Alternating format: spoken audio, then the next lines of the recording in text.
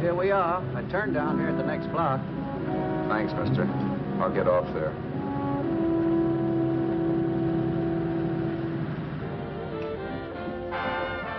Want anything else? No. Hey, you. Me? Yeah, you. Where you heading? East. Too bad. I thought if you was heading north, I might be able to help you out. I'm pushing the Salt Lake, and I don't like to ride alone at night. I'm one of those guys that got to talk or I fall asleep. Oh. Sure, now, my partner, he's got Lou to keep him company, but I ain't got nobody at all. Where you coming from? West. Yeah, sure, I know, but where, L.A.? Maybe. Got a cousin out in L.A. You don't say. Yeah, he's been out. You're not much of a talker, are you? My mother taught me never to speak to strangers. Oh, a wise guy. So what? Okay, don't get sore. Just trying to be sociable, that's all. Hey, Glamorous. You change for a dime, will you?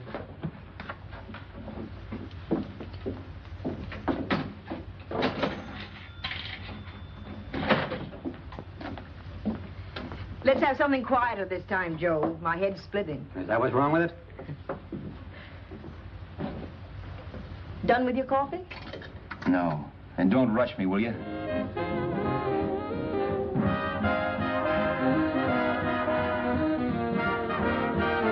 Hey, turn that off. Will you turn that thing off? What's eating you now? Yeah, what's eating you? That music, it stinks. Oh, you don't like it, huh? No, turn it off. Oh, wait a minute, pal. That was my nickel, see? This is a free country. And I play whatever I want to.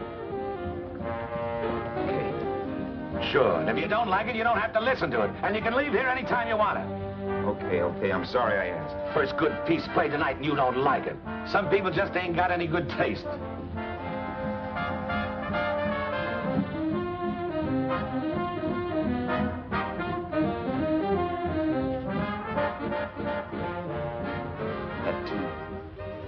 That tune.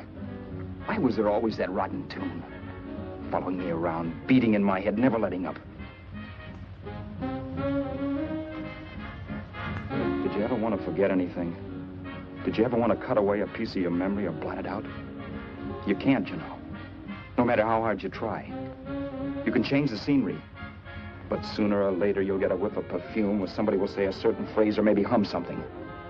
Then you're licked again. I can't believe that you're in love with me. I used to love that song once. So did the customers back in the old Break of Dawn club in New York. I can't remember a night when I didn't get at least 3 requests for it. Sue, she was always selling it too. Those were the days.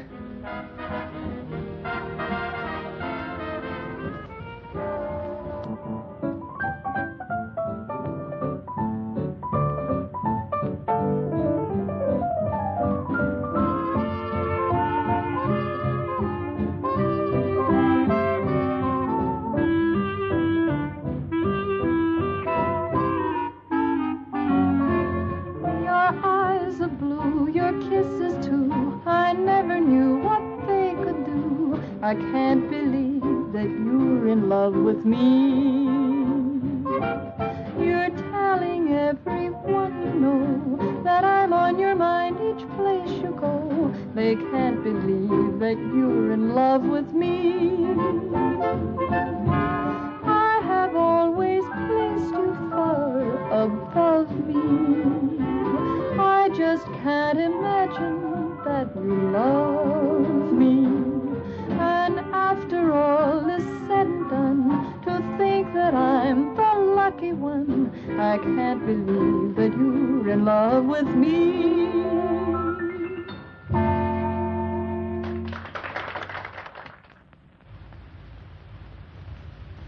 It wasn't much of a club, really. You know the kind. A joint where you could have a sandwich and a few drinks and run interference for your girl on the dance floor. I pounded the piano in there every night from 8 until the place closed up, which usually meant 4 in the morning. A good job as jobs went in those days. Then, too, there was Sue, who made working there a little like working in heaven. But how we felt about each other, well, there was nothing very unusual in that. I was an ordinary healthy guy, and she was an ordinary healthy girl. And when you add those two together, you get an ordinary healthy romance, which is the old story. Sure. But somehow, the most wonderful thing in the world.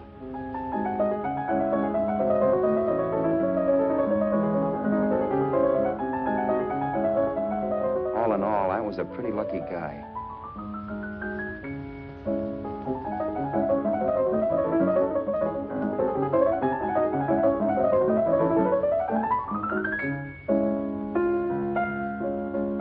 Mr. Paderewski, I presume. It's beautiful. You're going to make Carnegie Hall yet, Al? Yeah, as a janitor. I'll make my debut in the basement. I don't blame you for being bitter, darling, but you mustn't give up hope. Why, someday... Yeah, someday. If I don't get arthritis first. In the meantime, let's blow this trap.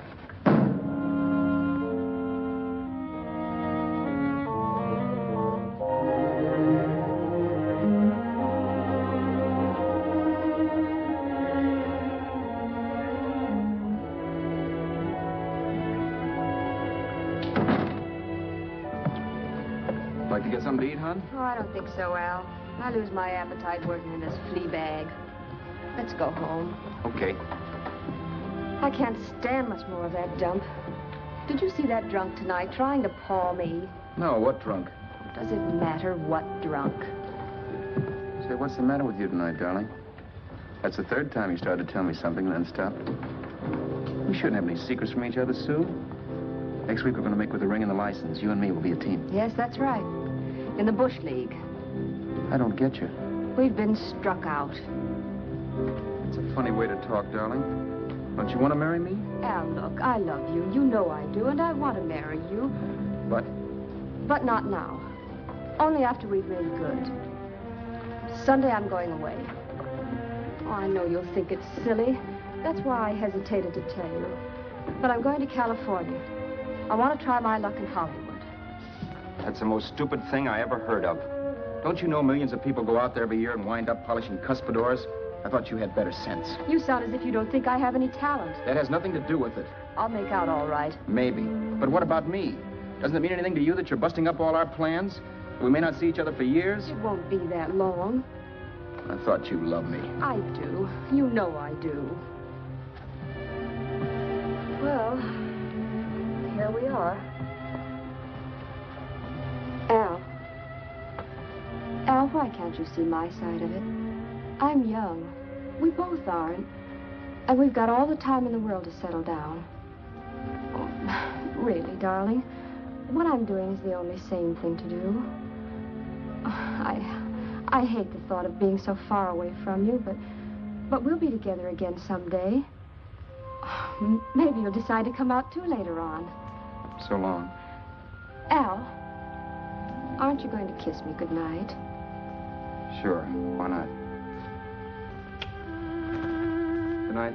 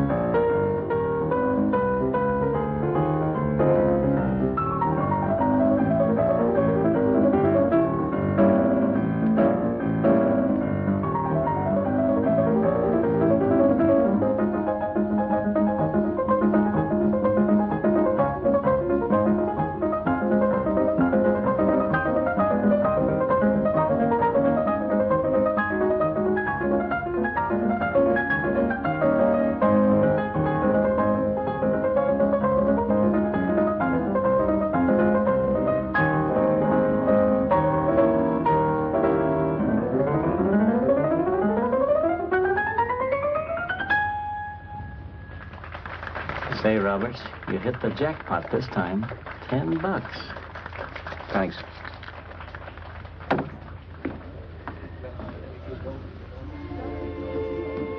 So when this drunk handed me a 10 spot after a request, I couldn't get very excited.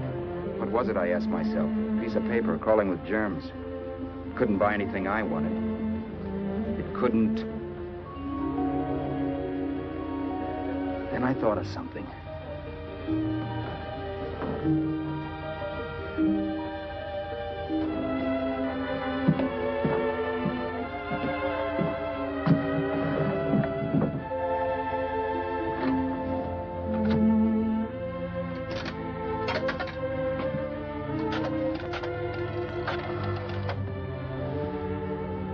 Long distance.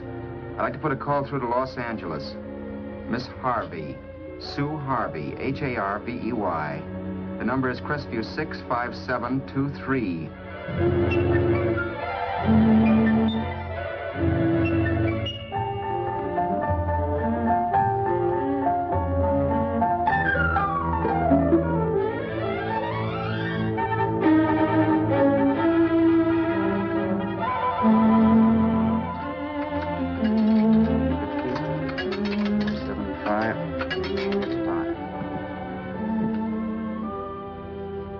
Hello, Sue? This is Al. Oh, baby, it's great to hear from you, too. What's that? You do? Oh, me too, darling. I thought I'd go batty without you. I just had to... Huh? You're working as a hashlinger? Gee, honey, that's tough. Those guys out in Hollywood don't know the real thing when it's right in front of them. You just stick it out, Sue, baby. Keep going around to those casting offices. I'm sure you'll click. Look, I'll tell you what. You stay put out there, I'll come to you. No, don't try to stop me. Just expect me. Train? Who knows? Train, plane, bus, magic carpet. I'll be there if I have to crawl. If I have to travel by pogo stick. And then, let's get married right away, huh? That's the stuff. That's what I've been wanting to hear you say. Well, goodbye for now. I'll be seeing you soon. Yeah. Bye. The only way I could cross country was to thumb rides. For even after hawking everything, I only had enough money to eat. Money. You know what that is. It's the stuff you never have enough of. Little green things with George Washington's picture that men slave for, commit crimes for, die for. It's the stuff that has caused more trouble in the world than anything else we ever invented. Simply because there's too little of it. At least I had too little of it. So it was me for the thumb.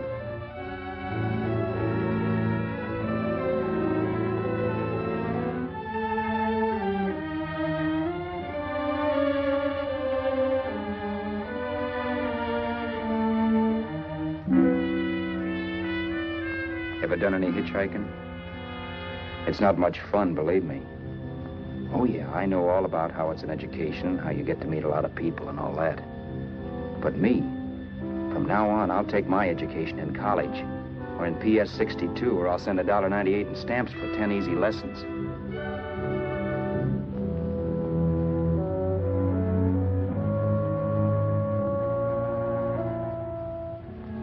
Thumbing rides may save your bus fare, but it's dangerous. You never know what's in store for you. You hear the squeal of brakes. If only I had known what I was getting into that day in Arizona. Here, throw that in the back seat. Okay, let's go. Make sure that door's closed.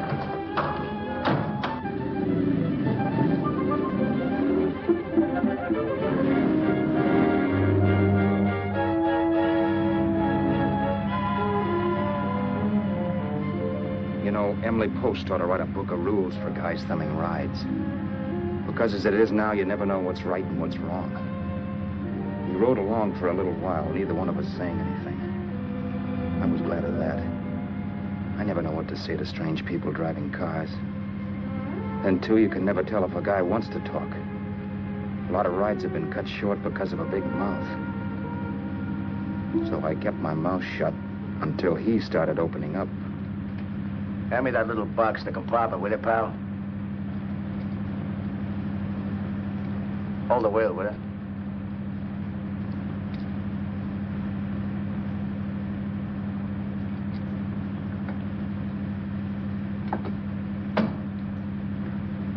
How far are you going? L.A. Wow, you're really traveling, aren't you? Yeah, but I don't expect to make it for a couple of years at the rate I've been promoting rides. Not much luck, huh? Sure, all bad. Not many people stop for a guy these days. Afraid of a stick-up, maybe. They can't blame him. Where you coming from? New York? Well, New York. You're in luck this time. I'm going all the way. Right through to Los Angeles. You drive a car? Sure. Whenever you're tired, let me know. I'll holler. I guess at least an hour passed before I noticed those deep scratches in his right hand. They were wicked. 3 puffy red lines about a quarter of an inch apart. He must have seen me looking at them because he said, Beauties, aren't they? They're gonna be scars someday.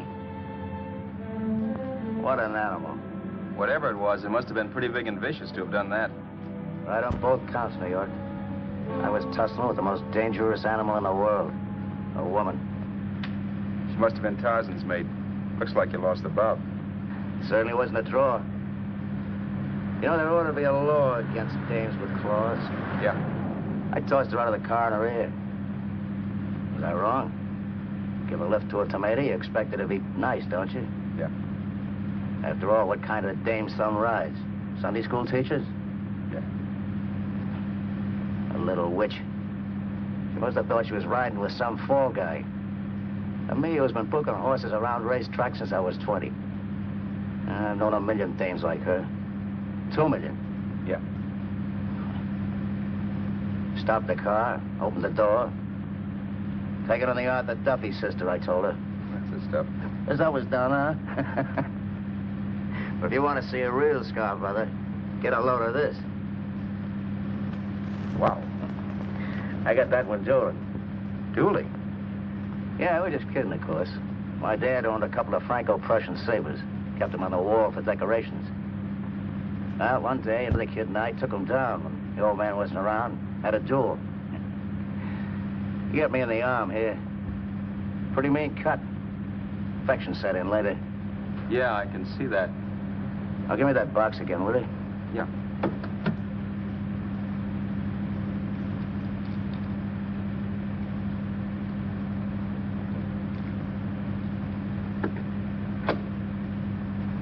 Pain made me lose my head, I guess. I began slashing. Before I knew it, I'd put the other kid's eye out.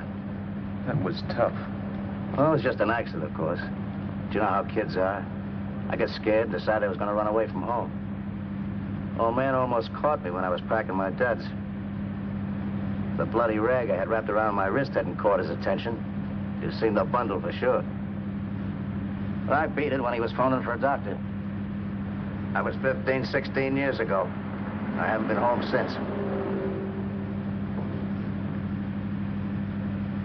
Pull in there for a bite or something, huh? a bite or something. Brother, was I hungry. I hadn't had anything in my stomach for hours. Yet even with that gnawing in the pit of my belly, I didn't want to be in too big a rush to put on the feed bag. First, I had to make sure this guy knew the score. If I got him down on me, goodbye ticket to Hollywood. I'll wait out here for you, mister. If it's the money, don't worry about paying for it. This time it's on me. Well, that's what... Haskell, think nothing of it. You make your first million, maybe you can do the same for me. Come on, New York. I gotta make the West Coast by Wednesday. There's a horse running at Santa Anita named Paradicycle. Means to order me if I'm on him. We'll make it all right. He did most of the talking during the half hour we were in the place. I ate. He rambled on about his old man, whom we hadn't heard from since he ran away as a kid. Now he happened to become a bookie. And then all about how he got rooked in Miami. One race, 38 grand. They cleaned out my book. How do you like that? That was tough luck. Yeah, and I'm supposed to be the smart guy. Well, you just wait. I'm going back to Florida next season with all kinds of jack. And you watch those stinkers run for cover. Want anything else? No, thanks. I've had plenty.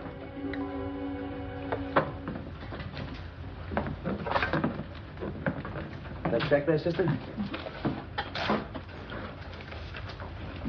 Oh, just a minute. Your change, sir. Keep it, sister. Oh, thank you, sir. Call again. I'll be waiting outside for you when you finish work. Sharp check, huh?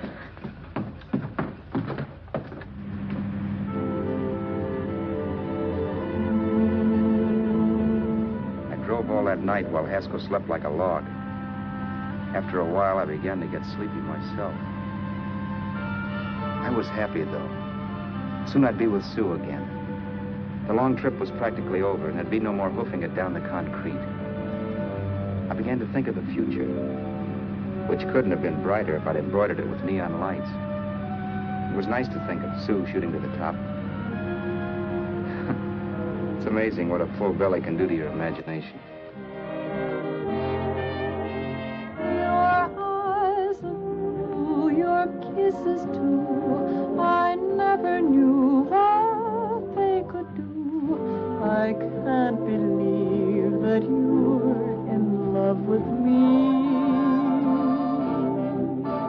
You're telling everyone you know I'm on your mind each place you go. I can't believe that you're in love with me.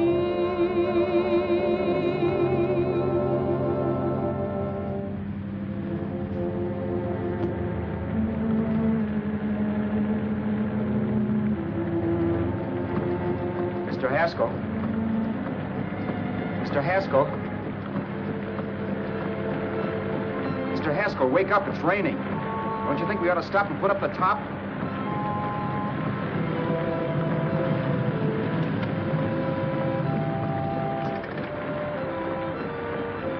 Mr. Haskell, I'm going to put up the top.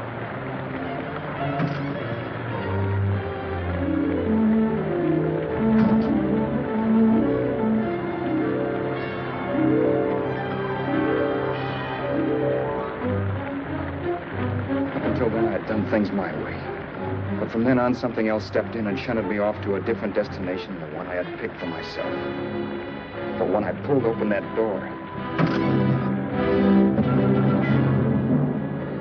Mr. Haskell, what's the matter? Are you hurt? Are you hurt, Mr. Haskell? Start your sermon. I'll listen to it.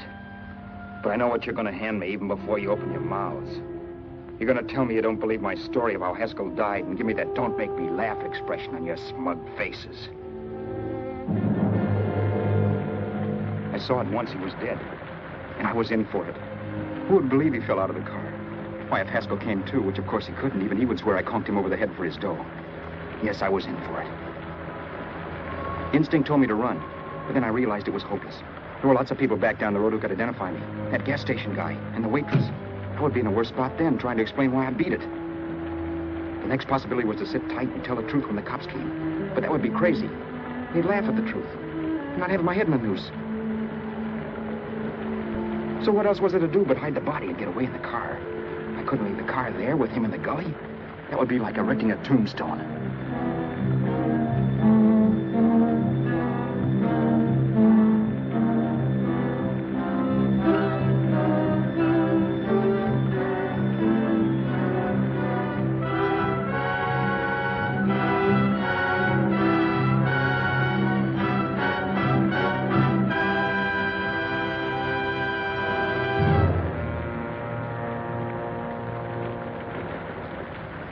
My idea was to cover him with brush, not to rob him. But then I remembered that even if I only drove the car for 100 miles or so, I would need money for gas. Besides, it was stupid of me to leave all that money on a dead man. Not only that, I'd have to take his driver's license in case I was stopped for something. I didn't like to think about it, but by that time I'd done just what the police would say I did, even if I didn't. My clothes. The owner of such an expensive car would never be wearing them. Some cop might pull me in on suspicion.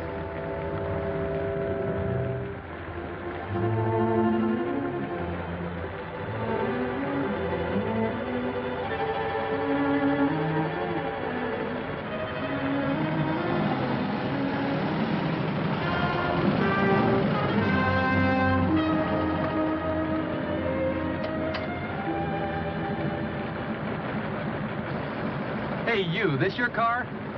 Don't you know better than to leave a car with the wheels halfway in the middle of the road? That's the way accidents happen.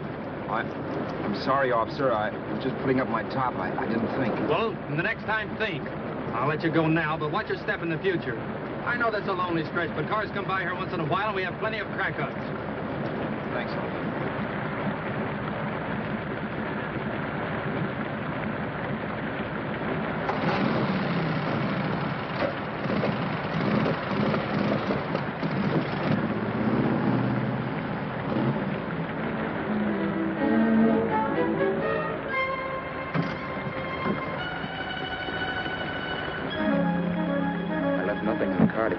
Roberts. If they found a dead man in the gully now, it would be me.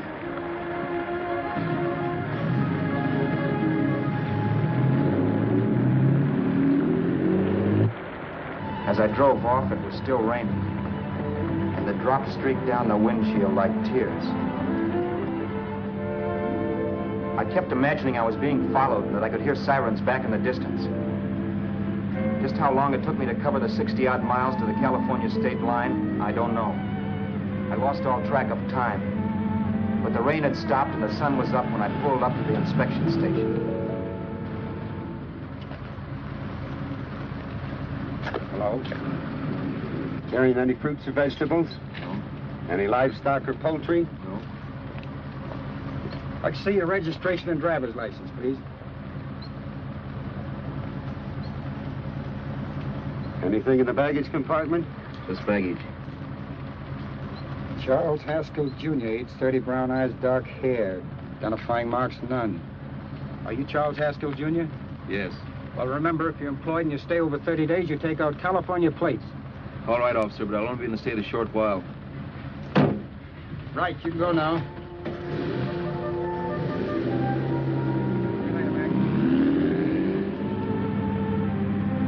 I couldn't drive any farther without some sleep. Cops or no cops, I knew I had to hit the hay and hit it hard.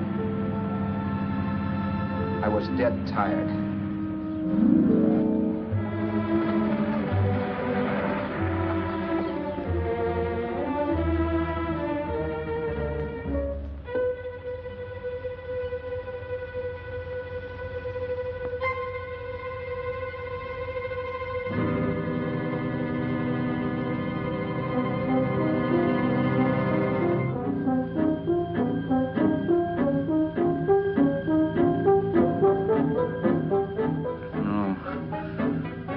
Mr. Haskell.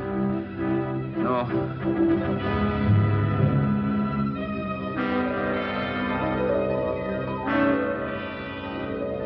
Mr. Haskell, you can't die. I think I did it. No, Mr. Haskell. No.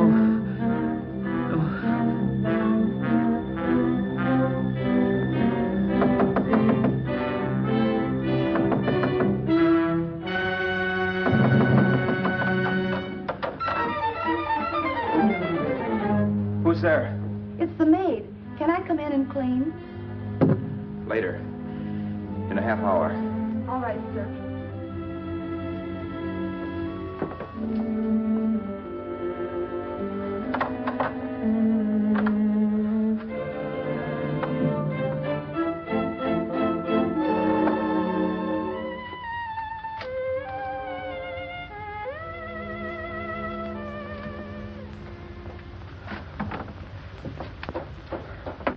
There was no time to lose.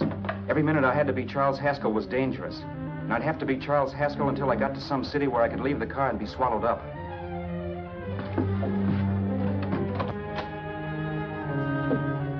That meant driving the car as far as San Bernardino, maybe even to Los Angeles. In a little town, I might be noticed, but in a city, I should be safe enough. Then, after I ditched the car, I could go on to Sue. But those 5 minutes at the state line made me realize it might be a good idea to find out a little bit about Mr. Haskell. Then if anybody asked me questions, I could give the right answers. The first thing I found out was that I had $768. This was a lot of jack, but believe me, it was the kind of money I'd rather not have.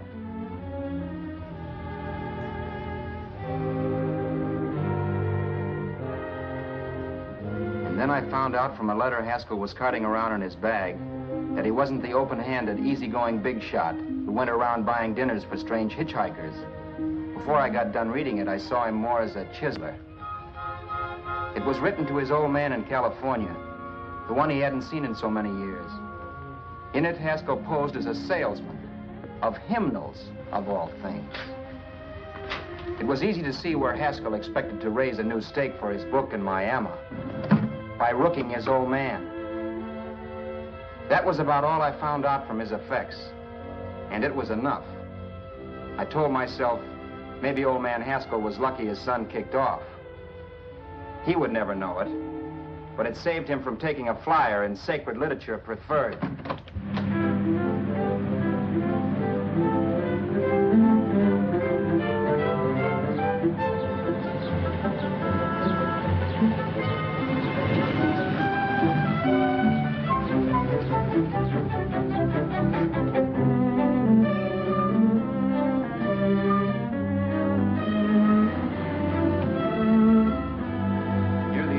Desert Center, I pulled up for water. There was a woman. Hey, you! Come on if you want to ride.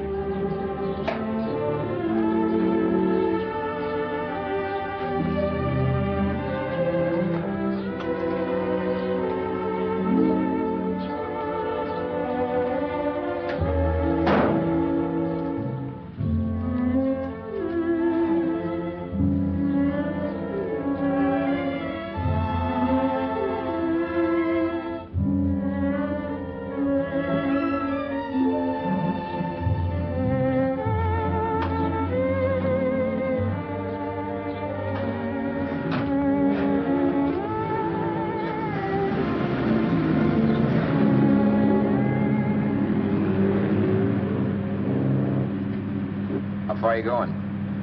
How far are you going? That took me by surprise, and I turned my head to look her over. She was facing straight ahead, so I couldn't see her eyes.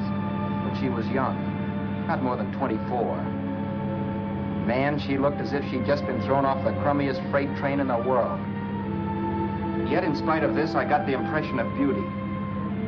Not the beauty of a movie actress, mind you, or the beauty you dream about when you're with your wife, but a natural beauty. A beauty that's almost homely because it's so real.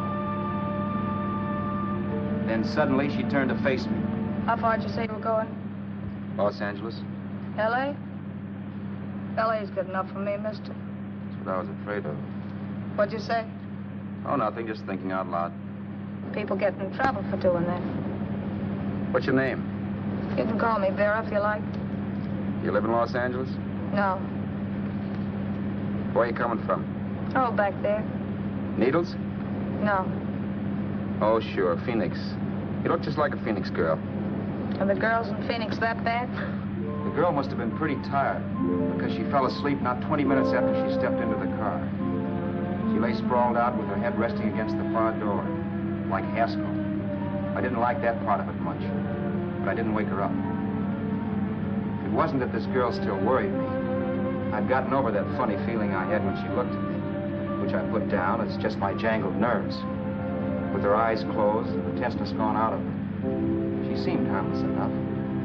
And instead of disliking her, I began to feel sorry for her. The poor kid probably had had a rough time of it. Who was she, anyway?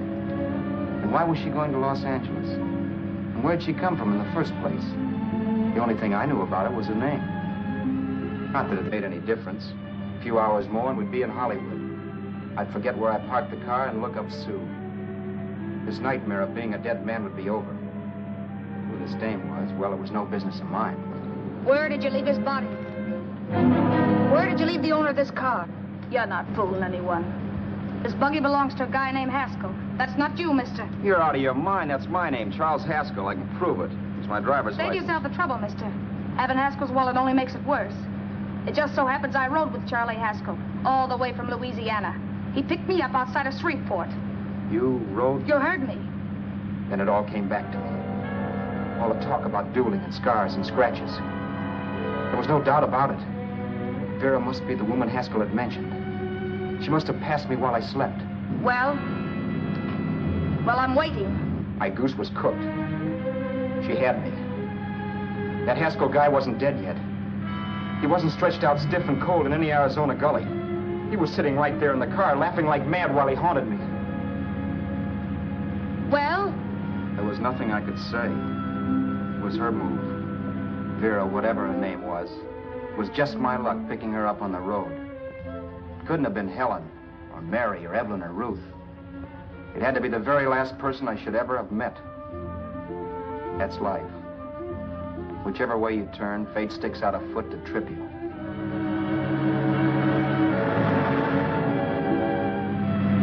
I told her everything everything, but she didn't believe my story. I should have saved my breath. That's the greatest cock and bull story I ever heard. So he fell out of his car. Say, who do you think you're talking to, a hick?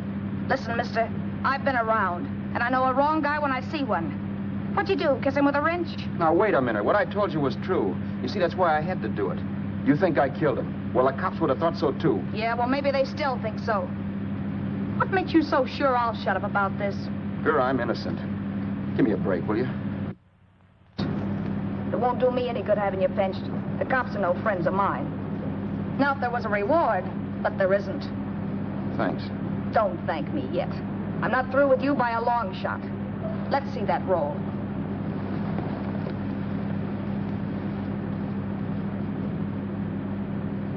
Is that all Haskell had? Isn't it enough? No, I thought he had more. Not that I know of. You can search me. You think I'm holding out on you? Well, maybe I will at that. He told me he was going to bet $3,000 on a horse named Paradisical on Wednesday at Santa Anita. He was stringing you along. He meant 300. Maybe. Sure, $3, 300. He was a piece of cheese, a big blowhard. Listen, mister, don't try and tell me anything about Charlie Haskell. Remember, I knew him better than you did. Okay, then you knew he was a four-flusher. That explains the $3,000 bet. I'm not so sure he didn't have that $3,000. Why should I believe you? You got all the earmarks of a cheap crook. Now, wait a minute. Shut up. You're a cheap crook and you killed him. For 2 cents, I'd change my mind and turn you in. I don't like you. All right. Don't get sore. I'm not getting sore. But just remember who's boss around here. If you shut up and don't give me any arguments, you'll have nothing to worry about. But if you act wise, well, mister, you'll pop into jail so fast it'll give you the bends. I'm not arguing. Well, see that you don't. You know, as crooked as you look, I'd hate to see a fella as young as you wind up sniffing that perfume that Arizona hands out free to murderers. I'm not a murderer. Of course you're not. Haskell knocked his own head off. He fell, that's how it happened, just like I told you. Sure, and then he made you a present of his belongings. I explained why I had to do that. Doesn't make a difference one way or another. I'm not a mourner. I liked Haskell even less than I liked you. Yeah, I saw what you did to him. What do you mean?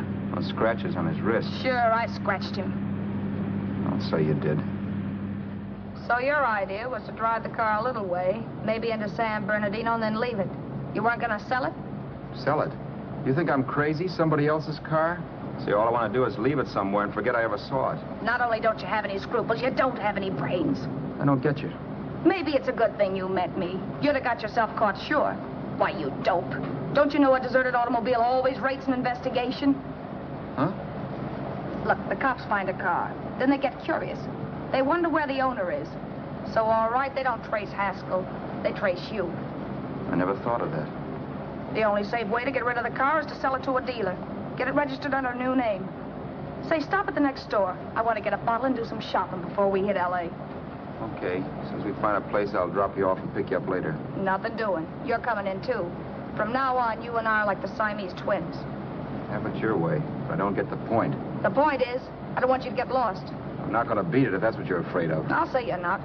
Well, I'm going to see that you sell this car so you don't get caught. Thanks. Of course, your interest wouldn't be financial, would it? You would want a small percentage of the profits.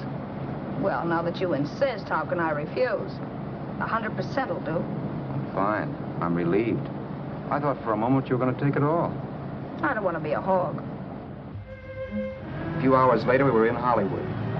I was recognizing places Sue had written about. It struck me that far from being at the end of the trip, there was a greater distance between Sue and me than when I started out. Vera wasn't kidding with that Siamese twins crack. She rented a little apartment as Mrs. Charles Haskell. When I objected to this, she explained that it was on account of the car. A dealer might think something was funny if he called and found we were using different names.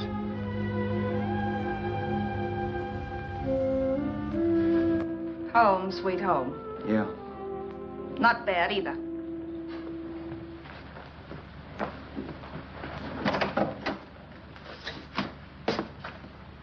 In case there's any doubt in your mind, I'll take the bedroom. Yeah. Sure is stuffy in here.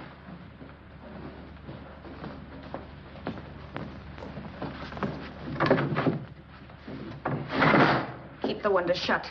Okay. The old crow downstairs said there's a folding bed behind this door.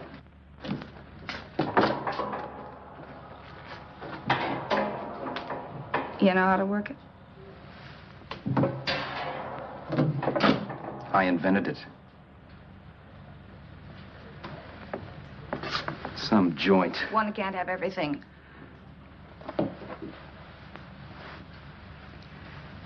I'm first in the bathtub. I don't know why, but I figured you would be.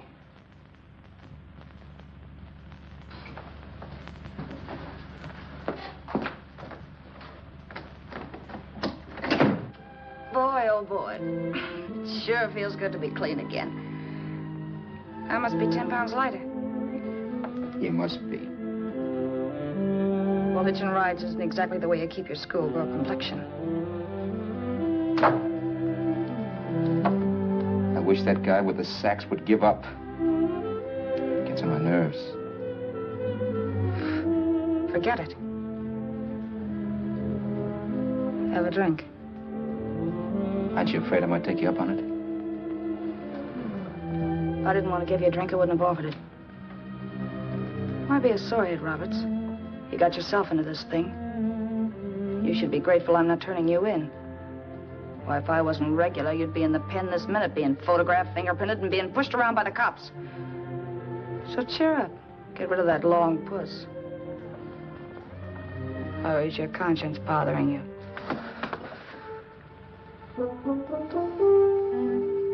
No. It isn't. Swell. That's the spirit. He's dead and no moaning around will bring him back. Anyway, I never could understand this worrying about something that's over and done with. Now look, Vera, for the last time I didn't kill him. Haskell was a sick man. Maybe he was dead before he fell out of the car. I don't know. Sure. He died of old age. All right. So if it'll make you sociable, you didn't kill him.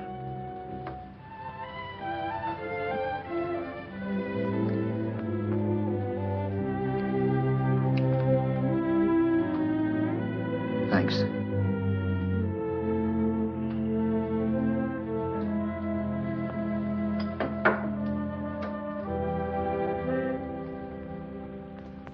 We're out of liquor, Roberts. Yeah. Too bad. I felt like getting tight tonight. Well, I think you succeeded. Am I tight? As a prima donna's corset. That's good. I wanted to get tight. Why? What have you got to get tight about? Oh, I don't know. Few things. Huh. You should have my worries. If I had your troubles, I'd stay sober. And I've got the key to that door. Yeah. Maybe you're right. I'm always right. You know, I don't like your attitude, Roberts. Well, there's a lot of things I don't like. Sure. But life's like a ball game. You gotta take a swing at whatever comes along before you wake up and find it's a ninth inning. You read that somewhere. That's the truth, Roberts. All you do is bellyache. Taking it easy and, well, trying to make the best of things. But maybe that's what's wrong with the whole world. Get the professor. People knock themselves out trying to buck fate. Now, take you, for instance. You're lucky to be alive. Why, suppose Haskell had opened your door. You'd be playing a harp now. Think of that. You think of it. I'm tired of thinking. There's plenty of people dying this minute. I would give anything to trade places with you. I know what I'm talking about. I'm not so sure. At least they know they're done for. They don't have to sweat blood wondering if they are. Your philosophy stinks, pal. We all know we're going to kick off someday. It's only a question of when. But what got us on this subject anyway? We'll be discussing politics next. Yeah. Where'd you hide the butts? On the table, sucker.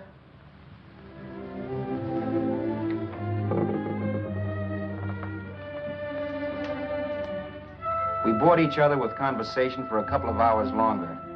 Every 5 minutes, one of us was wishing we had another bottle or a radio or something to read. Then finally, we ran out of chatter. I know it's only 11 o'clock, but I want to get up early and make the rounds of the used car lots. No hurry about that. We got all the time in the world. Maybe you have, but if you think I want to stay cooped up in this place any longer than I have to, you're batty. It's not a bad place. Pay plenty for diggings like this in New York. I wouldn't like it if it was the Ritz.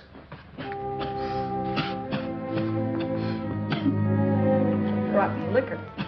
You got a mean cough. Ought to do something about it. I'll be all right. That's what Camille said. Who? Nobody you know. Wasn't that the dame that died of consumption? Yeah. Wouldn't it be a break for you if I did kick off? You'd be free with all Haskell's dough and car. I don't want to see anybody die. Not even me. Especially not you. One person died of me. If you did, well, that's all I need. You don't like me, do you, Roberts? Like you. I love you. My favorite sport is being kept prisoner. After we sell the car, you can go to blazes for all I care. But not until then.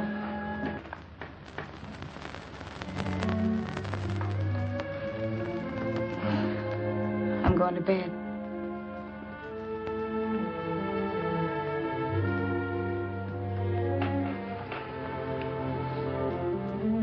Good night, Roberts.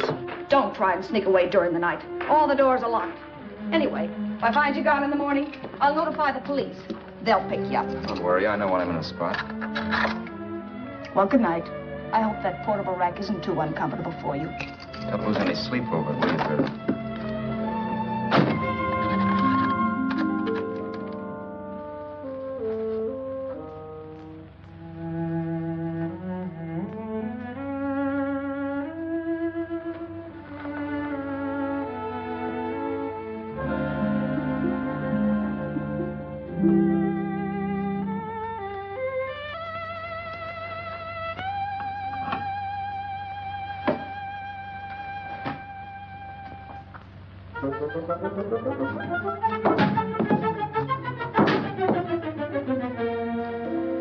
Crestview. 6, 5, 7, 2, 3. Hello? Hello? Hello? Hello?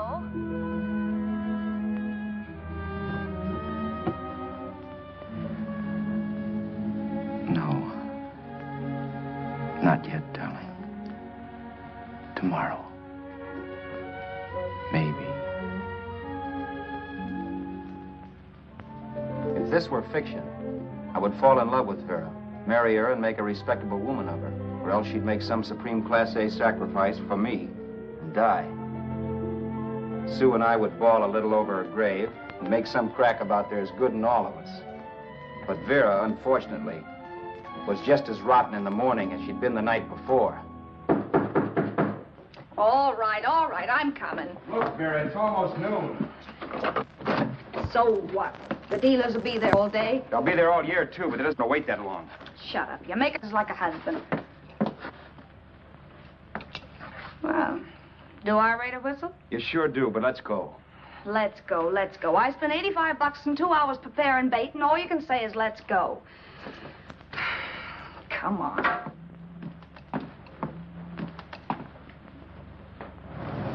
We passed a few used car lots last night down this way. What do you think we can get for this heap? I don't know. Plenty. He let me handle everything. Think we can get $2,000? I don't know, but don't worry. I'll squeeze as much out of this guy as I can. If I let it go cheap without a fight, he might think we've stolen the car. And listen, don't make any slips and call me Roberts. That'll cook us. I don't need you to tell me that. You better just sit by and keep your mouth closed. Remember, we're both in the soup if anything happens. Forget it and drive. You're my wife, Vera Haskell. Look, after the deal's closed, let's go back to that place on Hollywood Boulevard where I saw the fur jacket. I want to buy it. After the deal's closed, I'm saying goodbye to you. That's right, I forgot. I guess I'm getting kind of used to you. Well, that's a habit you could start breaking. Let's try this place in the middle of the block.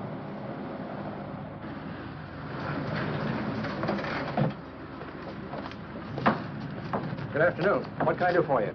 We're interested in selling a car. If the price is right. Well, if it's in good mechanical condition, it should blue book for about $1,600. Tony, take a look at this motor. $1,600. Are you kidding?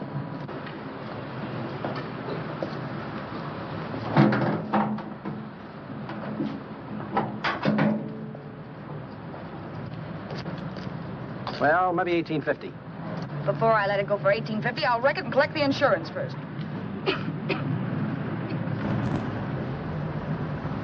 Lady, this motor's seen a lot of driving.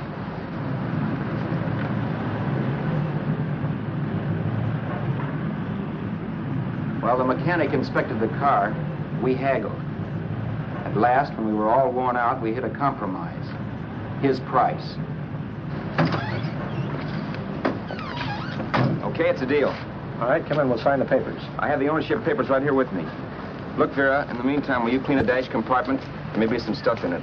All right, darling. 1,850 bucks. That dirty crook.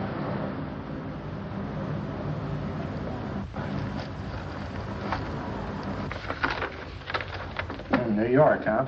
Yeah. But you bought the car in Miami. Yeah. Well, now let's see about the insurance. We can either have it transferred or canceled. What kind of insurance do you have, Mr. Haskell? Well, aren't all the papers there? I don't see any. Surely you know what type of insurance you carry in the car. The name of the company? Yeah, but, Well, if you'll just tell me the name of the company, I'd be very glad to take care of all the details. well, Did you sign the papers yet? not yet. Well, don't. We're not selling the car. Well, wait a minute, Mrs. Haskell. Come on, darling. What's the matter? You changed your mind? Yes, I'm sorry. I guess I have. But, Vera... Let's go.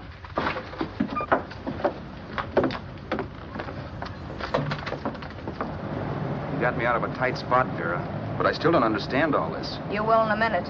I almost threw away a gold mine. 1850 isn't to be sneezed at. The car doesn't book for as much as I thought. We're not selling the car. You want to keep it. Now, wait a minute, Vera. You said yourself I wouldn't be safe until the car was in someone else's name. I'd like to be free of this mess when I go. That's just it, Roberts. You're not going. There's a drive-in at the next corner. Pull in there and we'll get a bite to eat. And I'll explain. What is this, another one of your brilliant ideas?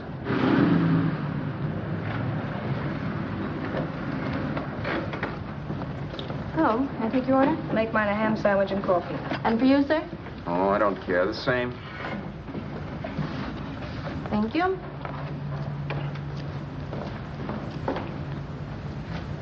Get this, Vera. I've been pretty patient so far. I've done everything you asked me to do, but no more. Shut up. You've taken Haskell's money. You can have the dough we get from selling the car, but you're not going to keep me a prisoner. It's a good thing I bought the paper. Take a look at that. Vera, I'm in no mood. Read that.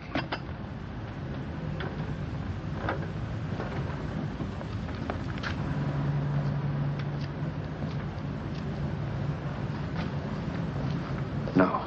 Yes. No, I won't do it. Yes, you will. You think I'm crazy? It's impossible, I tell you. Excuse me.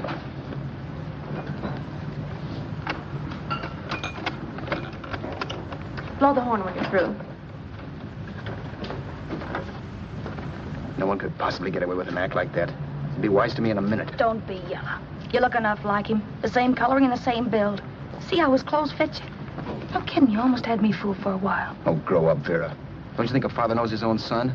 And there must be other relatives. The father won't have to know you. We'll wait till he gives up the ghost. He's an old geezer and he won't pull through. And as far as other relatives are concerned, they haven't seen you in 15 or 20 years. Eat. I'm not hungry. And I won't do it. It's not as tough as it sounds.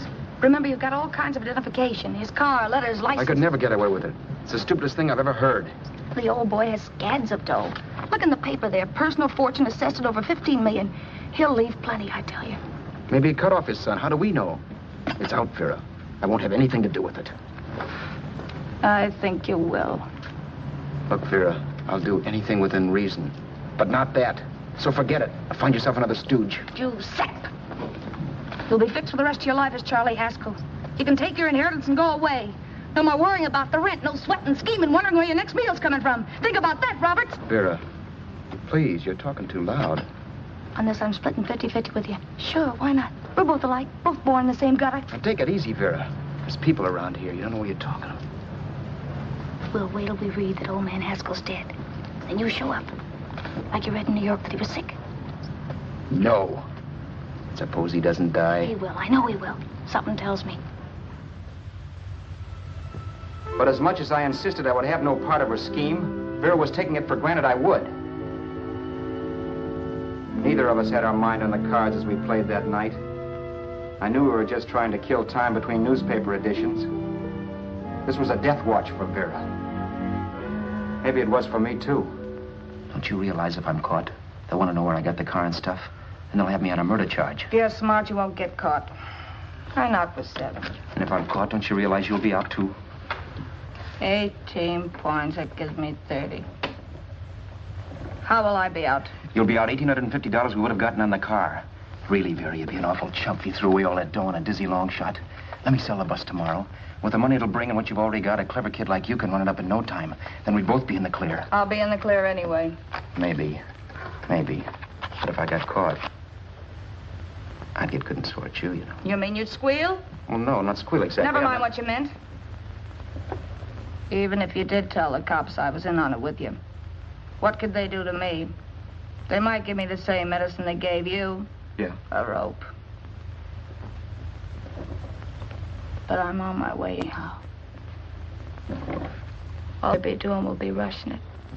All right. But think of the $1,850 you'd lose. You'd kick yourself along the block if it let it get away from you. I'll take the chance. Want another drink? You're being a goon. That's the way people wind up behind the 8 ball. Once they get a few dollars, they become greedy and want more. My. Caesar. Who? You know that Roman general? He got his for being greedy. He wasn't satisfied, so the final wind-up was he took the count. A couple of days ago, you didn't have a dime. Why, you were so broke you couldn't pay cash for a postage stamp.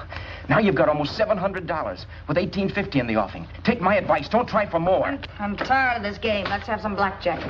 Play solitaire. Okay, I will if that's the way you feel about it. That's the way I feel about it. Getting sore and throwing things won't help much, Roberts. I'm really doing you a favor. I help you out of a jam by keeping my mouth shut. I show you how to make some soft money. And what thanks do I get? Thanks. Sure. Or would you rather call the cops and tell them you killed the man and stole his money? I didn't kill anybody. Yes, you did. No, I didn't. You know I didn't. All right, then. Suppose I call the cops. If you're innocent, what do you got to be scared of? Okay. Call them, you mutt. Go ahead and call them, see if I care. At least they'll give me a square deal. You want me to call them? You heard me. But I'm warning you. If I'm pinched, I'll swear you were in on it. I'll say that you helped me. If I fry, I'll get even with you. You wouldn't dare. You're chicken. Yeah? Then try it and see. Call them. Yeah. Okay, I will.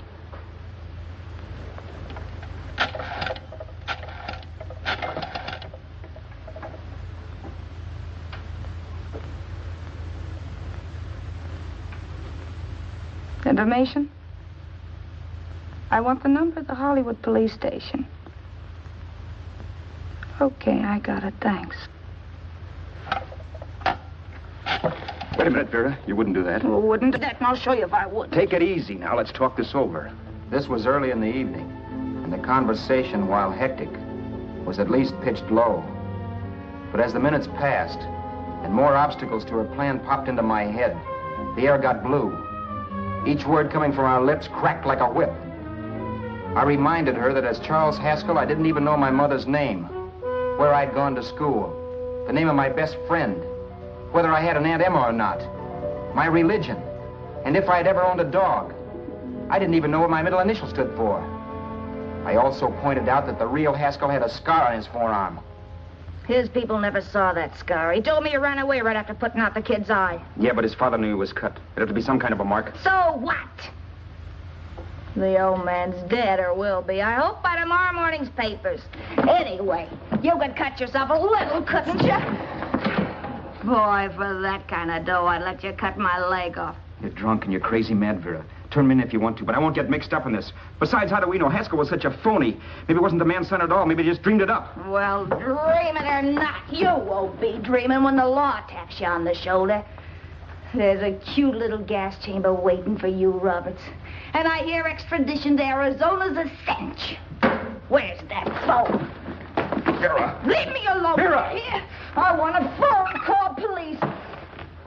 I hate you yellow stinker. You leave me alone. I'll let you alone when you promise to leave the phone where it is. You're drunk. You don't know what you're doing. You're hurting me. Will you promise? All right.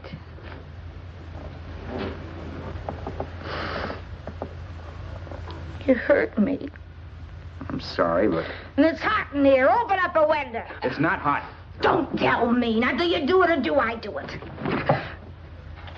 You're no gentleman, see? Yeah. All right. I'll open up the window.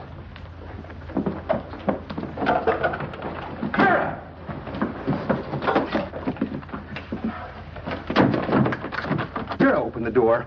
Please open the door. Vera, open the door. Don't use the phone. Listen to me. I don't like you, Roberts. You're no gentleman, see? You hurt my hand, and I'm going to get even with you. If you don't open the door, I'm going to kick it down, Vera. Vera, don't call the cops. Listen to me. I'll do anything you say. Vera, let me in. I'll break the phone.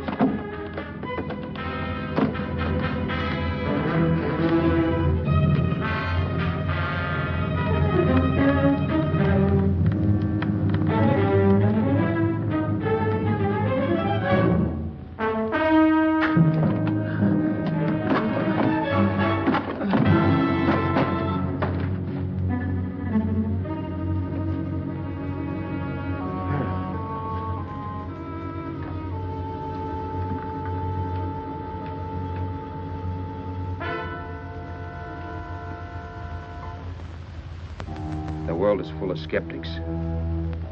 I know. I'm one myself. In the Haskell business, how many of you would believe he fell out of the car?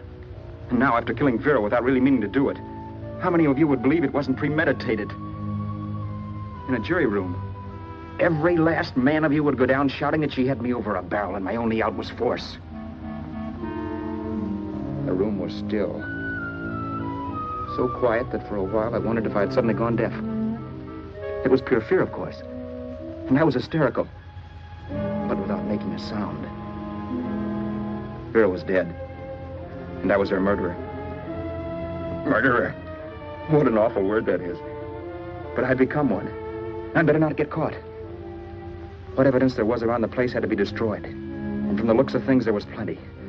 Looking around the room at things we'd bought was like looking into the faces of 100 people who had seen us together and who remembered me.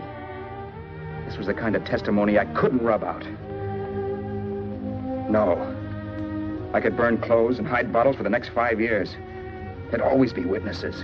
The landlady, for one. She could identify me. The car dealer, the waitress in the drive-in, the girl in the dress shop, and that guy in the liquor store.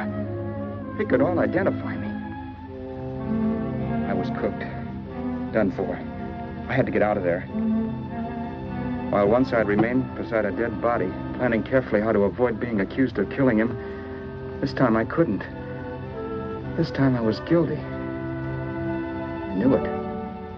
Felt it. I was like a guy suffering from shock. Things were whirling around in my head. I couldn't make myself think right.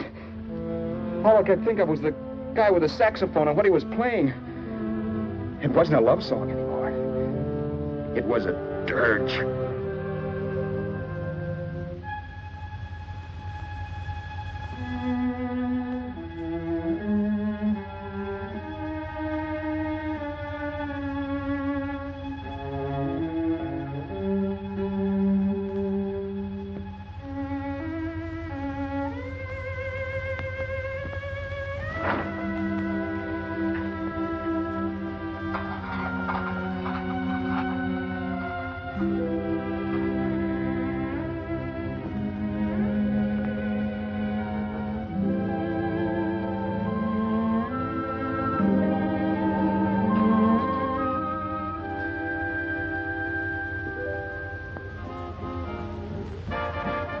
Problems weren't solved. I had to stay away from New York for all time because Al Roberts was listed as dead and had to stay dead. And I could never go back to Hollywood. Someone might recognize me as Haskell. Then, too, there was Sue. I could never go to her with a thing like this hanging over my head. All I could do was pray she'd be happy.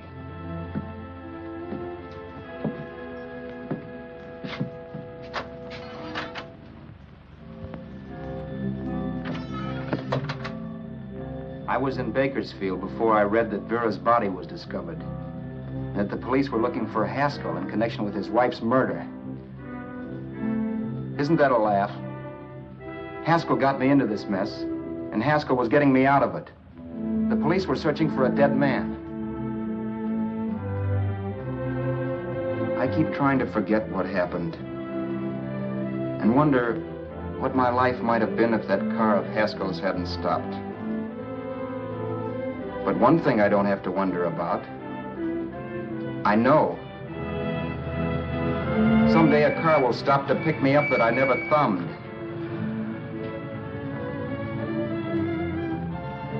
Yes.